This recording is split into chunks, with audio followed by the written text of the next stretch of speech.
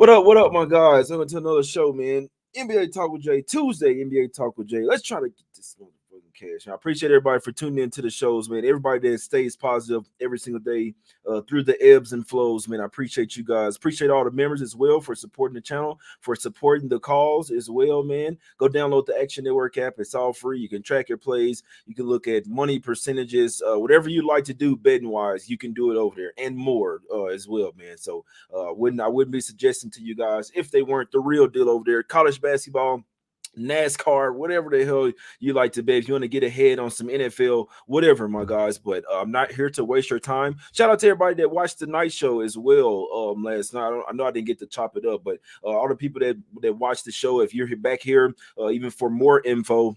Let's get straight to it in this one, man. I'm not here to waste your time. Let's get straight to it here. The one pick that I did make today, I did take the Pistons plus the points. I don't care 11, 12, as long as they're getting double digits, as long as everybody's playing. The Pistons is my best look of the day. There are plenty of honorable mentions. I'm going to go through them here.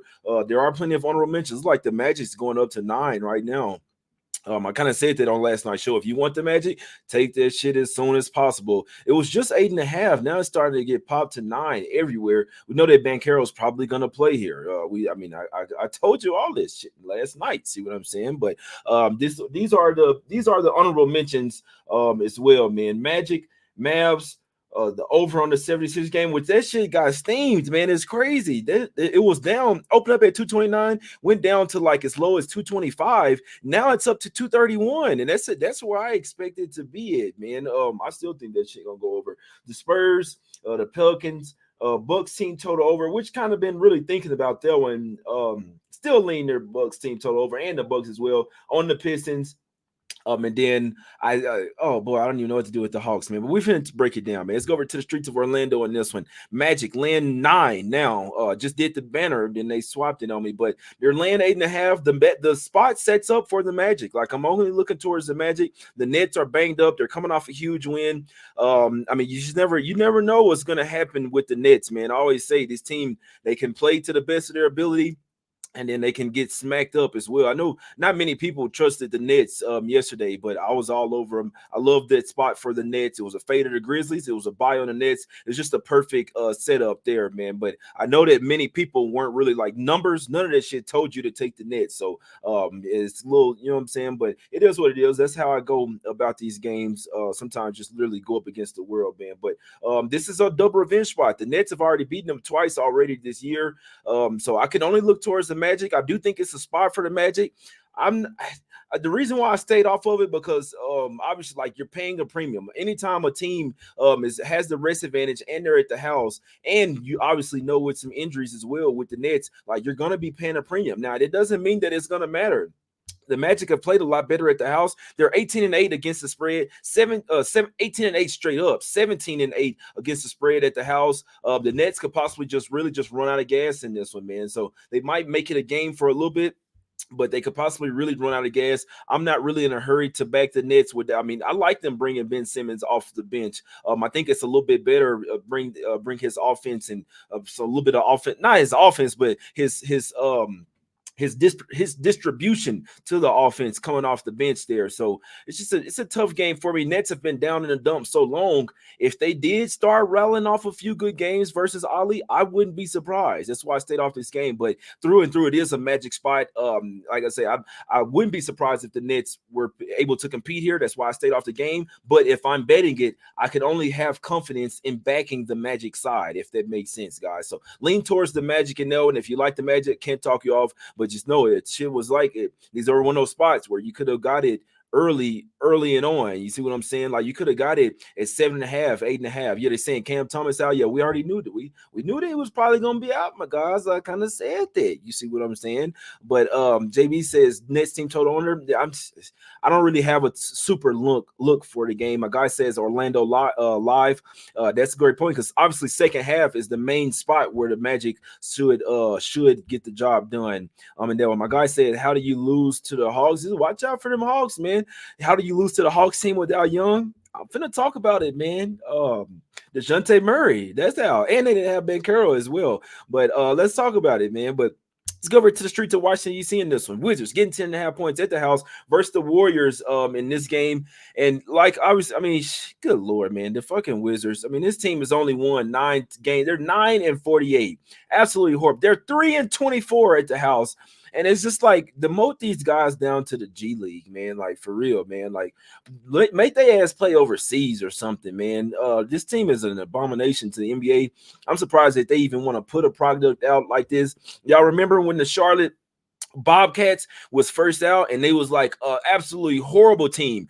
The rest of the league weren't really that bad. It was just like the Bobcats, which they were an expansion team, but it's now like we got like 4 of those teams like every year that's that fucking bad, that's trying that hard to tank. But it just makes my skin crawl. But whatever, I'm not even gonna start. But can only look Warriors. Don't want to lay the 10.5. Then you got Wiggins out as well. I don't think the Warriors are the type of team that that can have certain players missing. Now, obviously, every game is a must-win game for the Warriors. They're coming off a bad loss versus the Denver Nuggets. I'm still kind of hurt from that one, but it is what it is. It's gonna set me off on a fucking run, but it happens. But I mean, I'd like to lean towards Warriors, but I'm not laying 10.5 on the road with them. Chris Paul, first game back, he's probably going to be a little rusty as well. He's going to be winded. Hopefully, they should bring him off the bench because he's going to be winded as well. Be interesting to see if they try to start him here. Obviously, you got Draymond going up against Jordan Poole as well. Hopefully, he don't knock his ass out again in the game, man. They need Draymond. I need Draymond. I need the Warriors to make the playoffs, but it's just I can't lay 10.5 with him here. I wouldn't be surprised if the Wizards were able to keep things. Now, Koulibaly, I don't know if I'm saying his name right. I hadn't watched a ton of Wizards' name, but y'all know who I'm talking about. He was starting over Poole, so maybe Poole starts back in this one.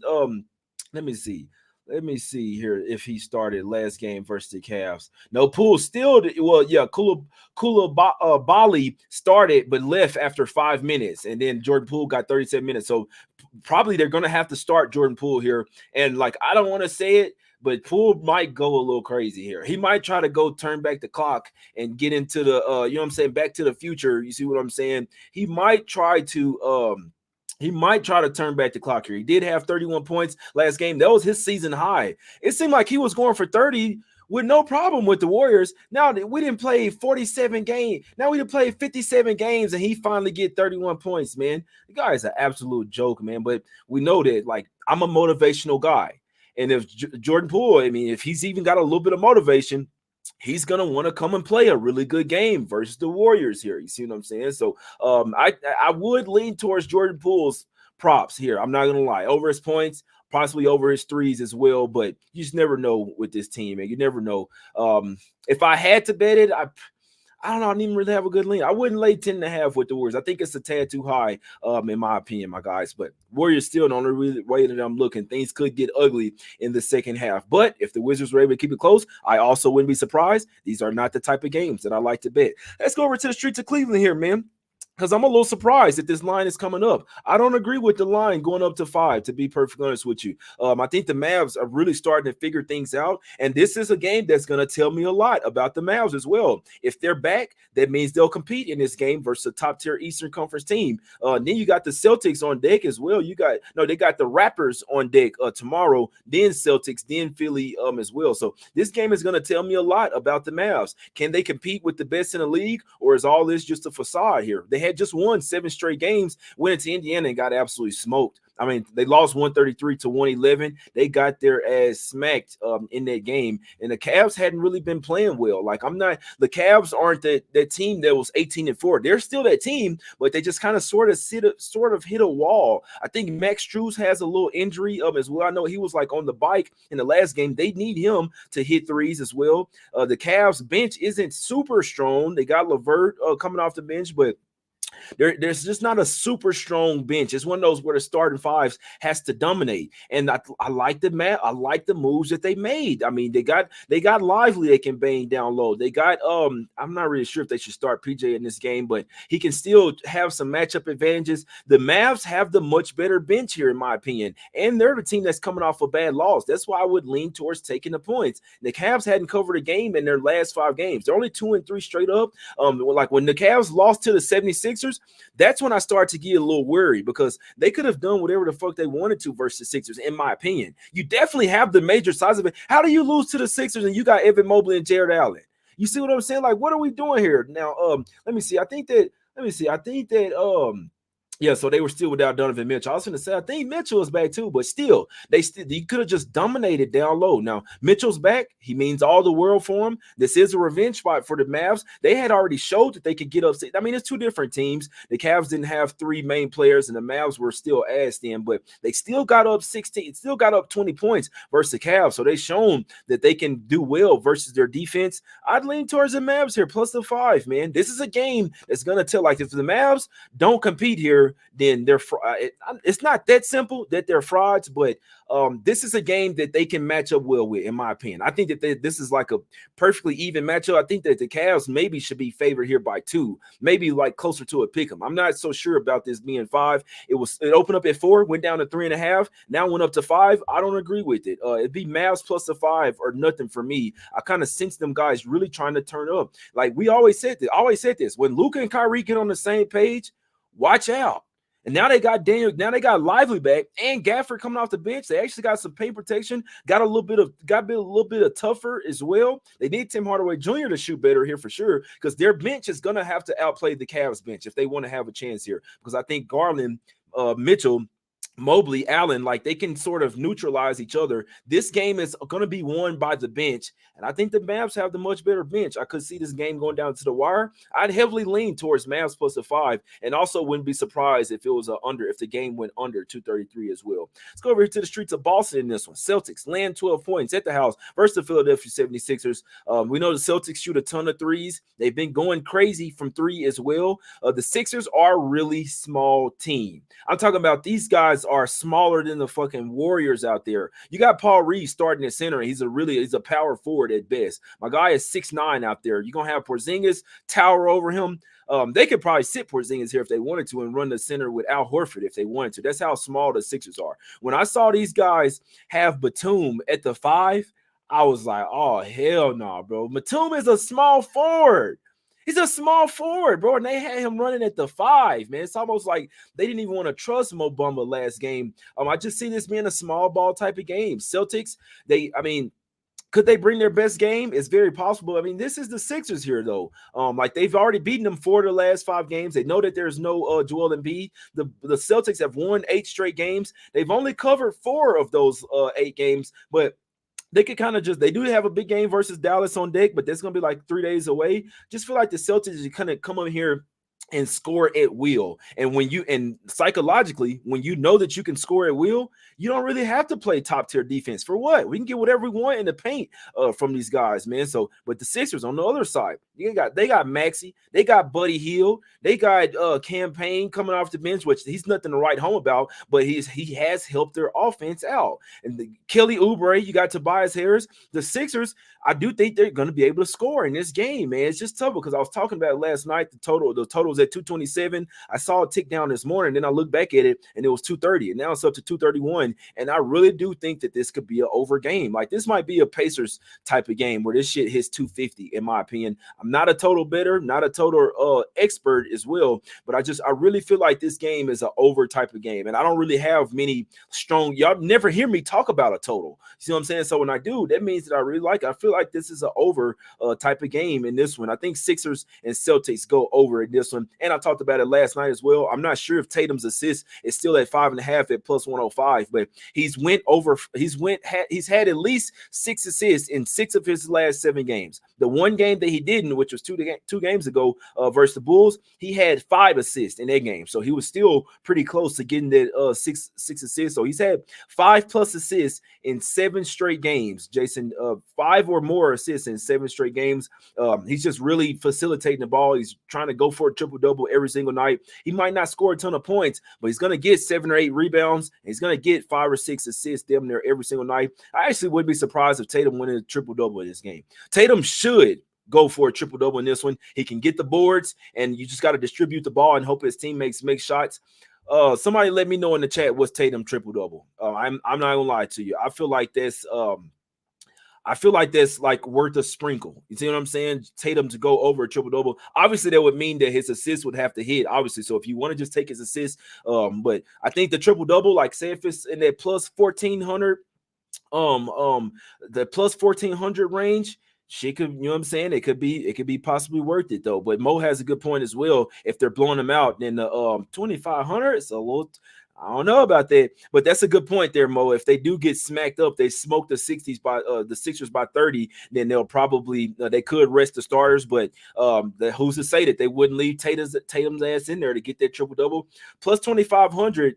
It's not a bad sprinkle. I'll be perfectly honest with you.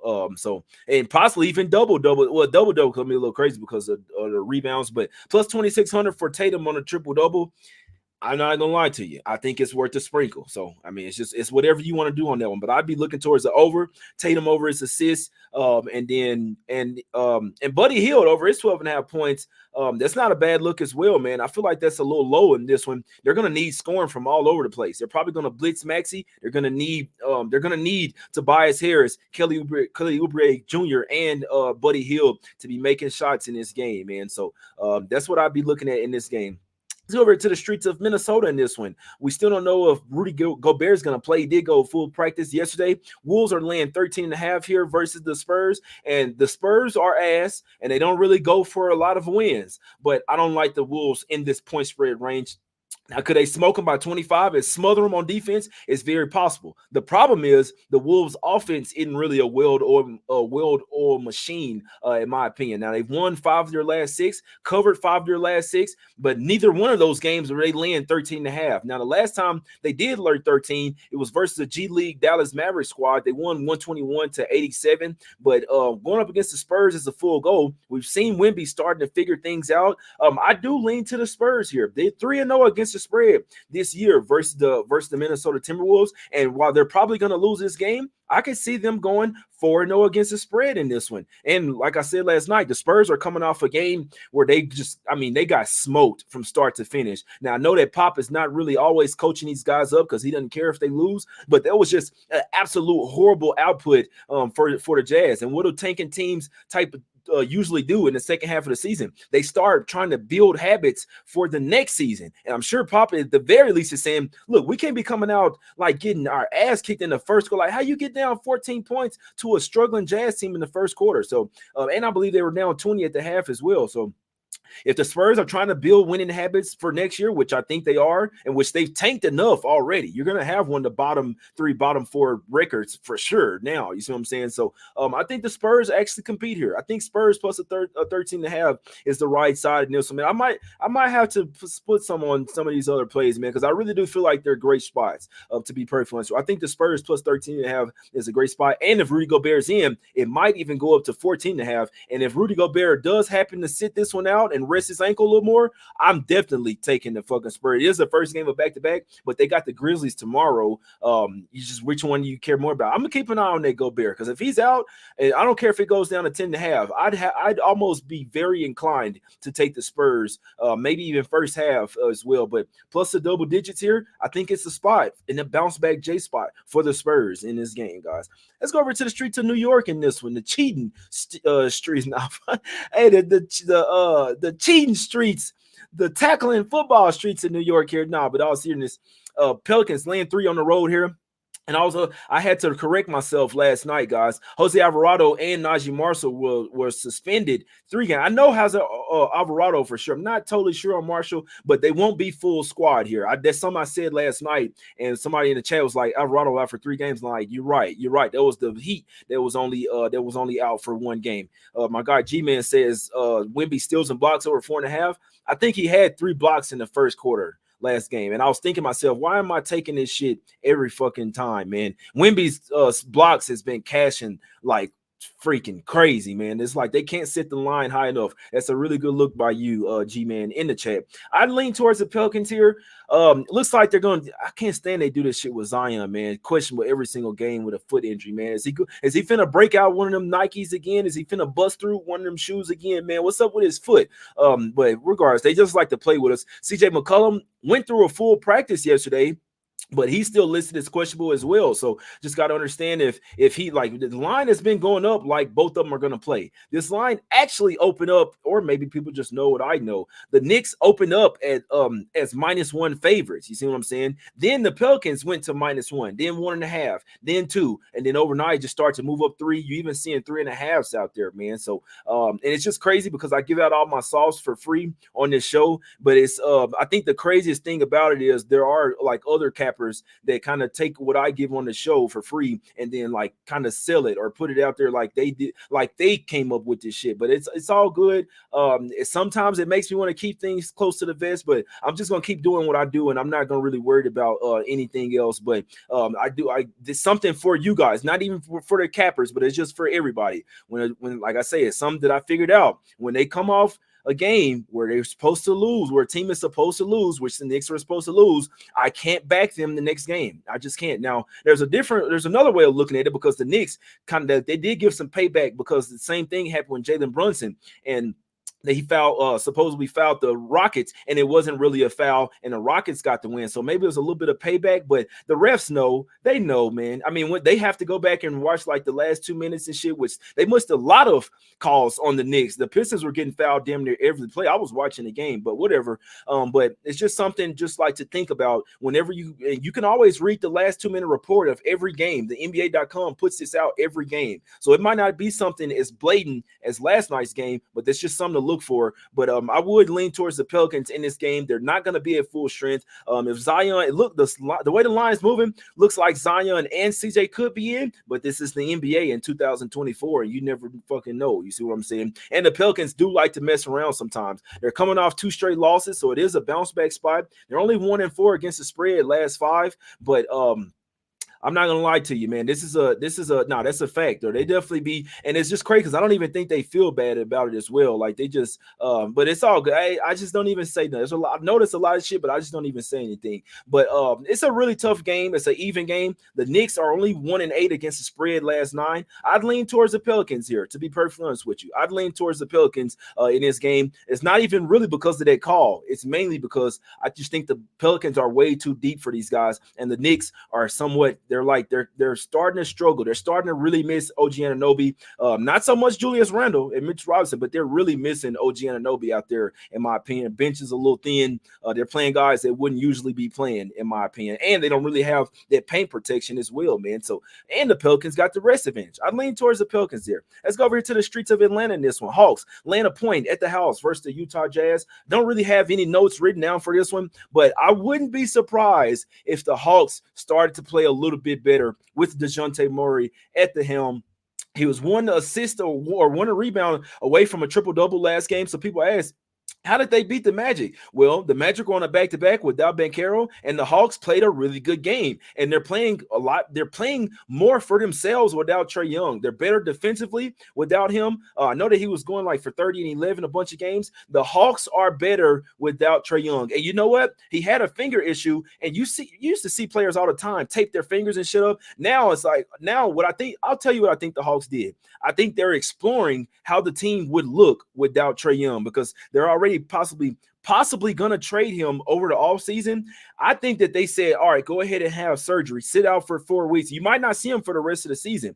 I think they're exploring how well the team can play without Trae Young. That's exactly what I think is going to happen. And I wouldn't be surprised if the Hawks rattle off a few wins here in a row, to be perfectly honest with you here. So I'm not taking the Jazz on the road. They had a good game versus the Spurs, but guess what? Before that, they had lost 5 straight and didn't cover 5 straight. I think the Jazz are frauds. I think the Hawks are actually playing with confidence right now, playing together as a team. I like their rotations. Now, they're still really small.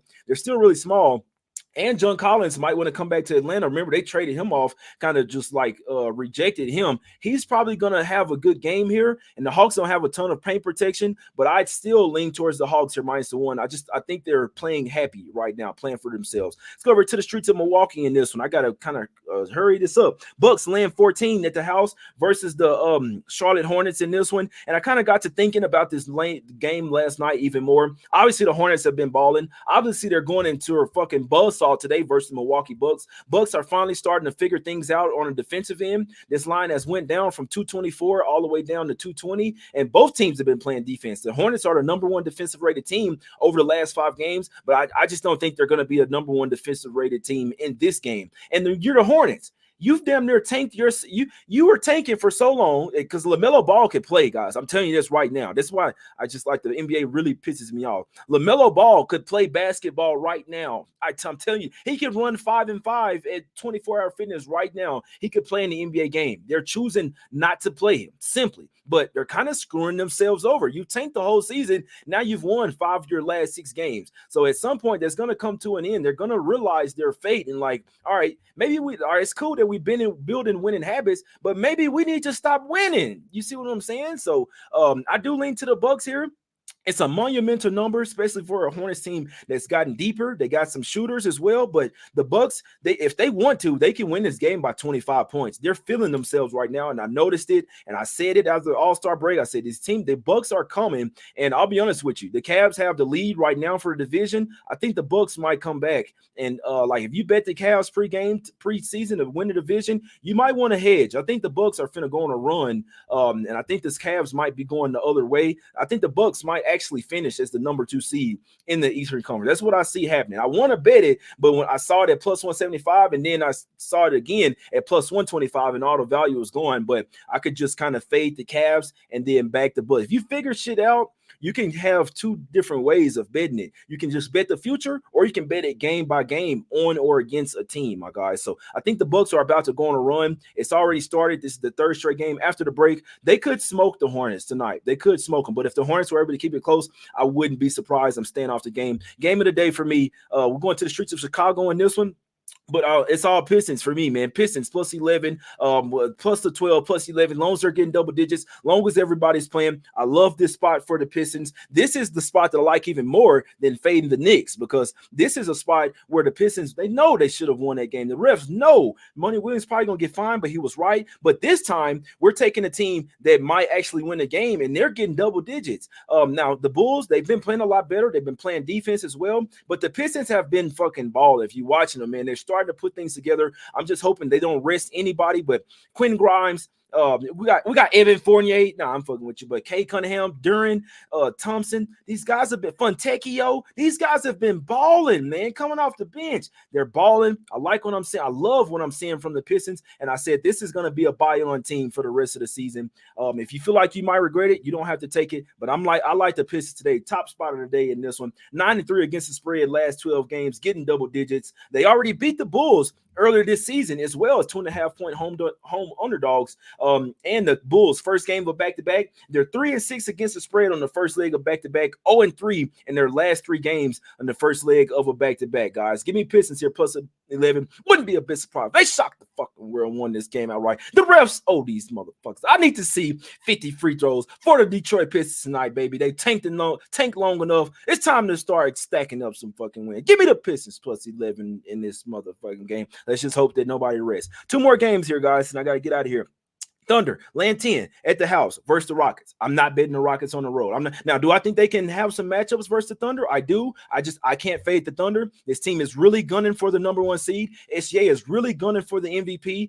They're going to get it because I think that they probably get the number 1 seed, most likely. But SGA is going to win MVP, and he's building up his resume. And the Thunder, one of the best teams in the league this year. Now, I ain't going to lie. I don't think they'll go super far in the playoffs. They might get out the first round, second round, but, I mean, they're not winning the championship, but they're balling out. They were down by 20 or 16 points to the Rockets on the road, came back and won the game and covered the spread by double digits. What the hell do you think they're going to do at the house? Rockets are just not a bet on team on the road. I'm not looking their way. I lean towards Thunder, lean towards the under, and you can't spell Thunder without the under, my guys. Last game up, I ain't fucking with it. Heat land 7 at the house versus the Blazers. I don't really have a good feel for it. Heat shocked the world, beat the Kings last night without 4 or 5 main players. They do get them back tonight. The Blazers aren't necessarily in win mode, so I can only look towards the Heat here. Land the 7 here, my guys. They've won 4 straight. They've covered 7 straight and 9 of the last 10 as well. The Heat are actually playing their best basketball of the season, 8-2 over the last 10 games. I lean towards the Heat in this game, my guys. Let's get out of here, man. One play for me today. Pistons plus the 12 / plus 11, whatever you like to take. I like the Pistons as a top spot of the day. Heavy leans to I'd like to go in order of confidence. I'd say 76ers, Celtics over. Tatum over his assists. Tatum sprinkle, triple-double. Couldn't talk you off there. I do lean to the Mavs plus a 5. I do lean to the Magic as well, laying the points. I heavily lean towards the Spurs plus a 13.5. Just don't feel like the Wolves are going to be super turned up for the game. They're 3-0 against the spread this year versus the Wolves. I lean towards the Pelicans. Bucks team total over. And then I'd lean towards the Hawks and the Heat as well, my guys. I got to get out of here. Got to do a show for Action Network app. Go download the Action Network app. I'm doing Buckets podcast over there, Green Dot Daily, all good stuff, man. It's free picks over there. You can track your plays. You can look at money percentages. You can see where sharp action is, big money bets, all that type of stuff. It's all love. I hope everybody has a great day, and let's get this cash, man. Let's make it 2 in a row. I'm doing something. I'm trying to hit 7 straight games in a row. I'll explain later when I have more time, but yesterday started with the Nets. Today I need the Pistons, and then it's going to be 5 more after that, and I'm going to do it. I know that I can do it. I'm going to try. It's like a little challenge. I'll explain it later. Got to hit 7 straight games though. Today is day 2, and I feel like we're gonna fucking win. And I got to get to work for tomorrow. Let's fucking go. I appreciate y'all for tuning in. It's all love. I hope y'all have a great day. Let's get this motherfucking cash. It's Us Against the Bookies. Let's smack the bookies, my guys. We out. Let's go.